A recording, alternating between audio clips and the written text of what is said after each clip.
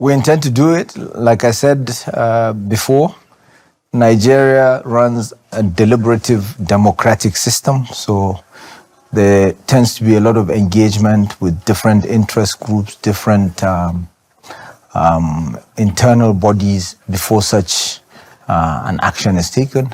But what is clear, what is visible is Vice President Kashim Shettima was present in South Africa for the last Brics summit. So we're very keen on it.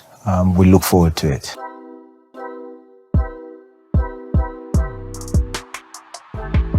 Brothers and sisters, we are hoping that you are doing fine and you are safe wherever you are strong, you are healthy mentally, spiritually and physically. We salute you and we thank you for your continued support. Continue supporting us on PayPal, continue supporting us on Buy Me a Coffee. Anything that you support us with, we appreciate. Liking the video, sharing, commenting. That's if the it's best your support. first time, subscribe. Yeah. If you are new here, thank you so much for coming. This is what we do every day to push Africa to reaching the limit that we want for Africa to reach. We wake our brothers and sisters who are mentally colonized up to today, and we continue celebrating what is happening in Africa. So, Nigeria is the giant of Africa. Is it true?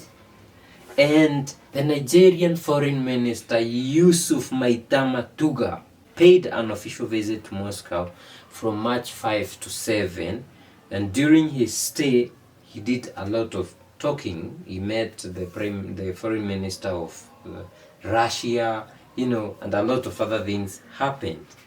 And one of the things that happened is he said this, and I'll quote him. He said this: "No one dictates to us what we do." And you know what he was talking about? He was talking about not succumbing to Western pressure regarding cooperation with Russia. I think some of the leaders although we talk about the president of Nigeria being a puppet of France, we talk about him being so, controlled by, especially what ECOWAS has been doing to Niger and the ES countries. We talk about Nigeria officials following the West. But we are seeing, in this case, the foreign minister saying, Nigeria is not the sort of a country that succumbs to pressure. We've been single-minded since inception. But I wonder if it's true. Since we became independent in 1960, we joined the non-aligned movement. We do what we feel is right for us as a country. We are not dictated by anyone. But is that true? We saw them being dictated by France to sanction Niger. Or was it Tinubu and not? Tinubu is Nigerian. You've given him the authority to rule over you guys, so he is you. So he was meeting the foreign minister of Russia, that is Sergei Lavrov, in Moscow, this Wednesday. And that's what he said. And he said Nigeria does not succumb to Western pressure. These are the kind of topics that you just put in the rubbish bin, because this is like what we always hear our president saying. Beautiful speeches, Africa should do this, Africa must do this for over 60 years. Must. Yeah. Not we are doing this, we have done this. And the people who, it's like, do you expect him to be alive in 2063? We don't know what God has planned for him. We and never you are know. 90 years, no way. But I mean, honestly, this guy was just wasting his time. So he said he went ahead because, Nigeria was part of the guys who wanted to join BRICS, and they are still rallying to join the BRICS. And he said, we intend to join BRICS. And like I said before, Nigeria runs a deliberative democratic system. So there tends to be a lot of engagement with different interest groups, different internal bodies before such an action is taken. So he's saying that they desire to join BRICS. But what he's talking about democracy, we know anybody who talks about democracy is someone who's just, he wants to protect his post or you are president, you are talking about democracy because you are not performing. And the people can think of getting you out. And democratically, democracy is something that we don't conform. Then he talked about the challenges which are facing his country, and then he talked about the plan for Nigeria to apply for Brics membership, cooperation between his country and Russia, noting that Abuja and Moscow are working to accelerate the implementation of joint nuclear energy projects. But remember, they are selling gas to Germany and wanting to stay green. It's crazy. This engagement is something that has been ongoing between Nigeria and Russia. That is nuclear cooperation. It's not a new thing. As a matter of fact, as a part of my delegation, I have the chairman of Nigerian Atomic Energy Commission, and we already have Nigerians that we are being trained in terms of nuclear energy and in terms of nuclear research, which is good because Nigerians will get this new skill. But I wonder if most of these things are true. When you are being controlled by the West, you only conform to what they want, right? When you have a leader like Tinubu, all these things are just talks. Yeah. You know, so Nigeria has a huge potential. For years, Nigeria is leading economy in Africa. They did the PPP, like the one they did for Russia, and Russia's leading Europe. And Nigeria was not to be found, I think, among the top 10. The purchasing power parity. I think purchasing power parity, it's how people are able to, buy things.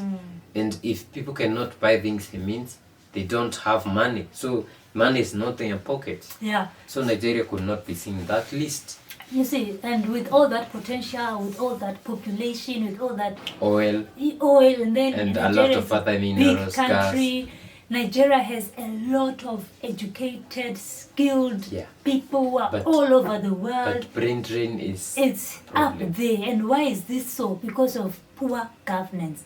If Nigeria was to work on itself, I swear Nigeria could be the biggest even in the world. But we have leaders like Tinubu, and I think they are strategically putting these leaders in Nigeria because they see it as a threat. If Nigeria got somebody like Traore, that country can fly. Yeah. And we've been seeing a lot of Nigerians saying, we hope that was our president. In fact, our comment section is just full of Nigerians saying, we wish Traore was our president. We hope we find a Traore. So it shows you that Nigeria is seen as a threat by the West, and they have to put it in their pockets. When you see France calling Tinubu to come for medical checkups, it's not just medical checkups. They need to be fed. They need to be told, this is how you move, this is not how you move. Because if they move the opposite direction, like this guy is saying, it could be a threat. West Africa in general had, in the history, they had the biggest civilizations. Say, talk about Benin. Benin Kingdom was not in Benin as a country, but in Nigeria. There's a city called Benin in Nigeria, and we had the city of Benin.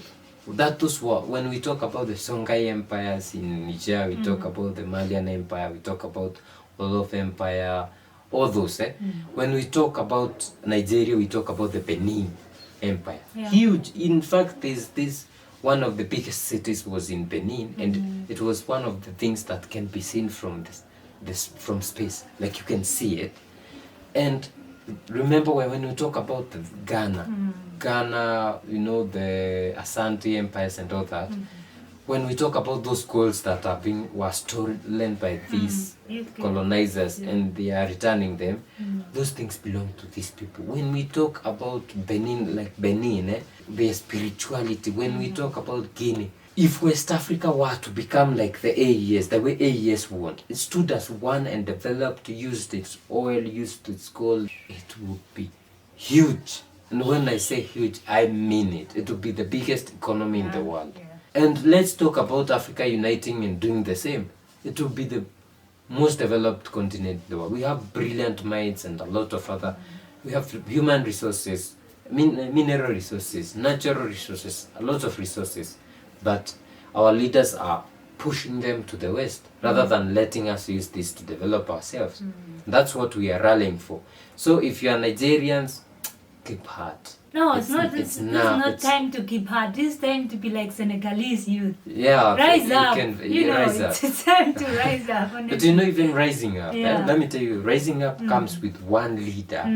Everywhere. There has to be one leader who is fearless, who is leading. But don't you think if the youth could join hands and say, we are done with you to know. We are not There seeing.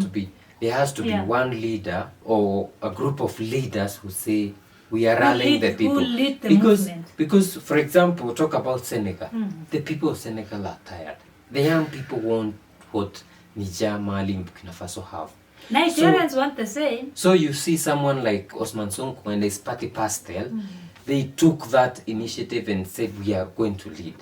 When you talk about a country like Nigeria, they need just one leader, say like Peter Obi, to rally the young people and say we are doing this.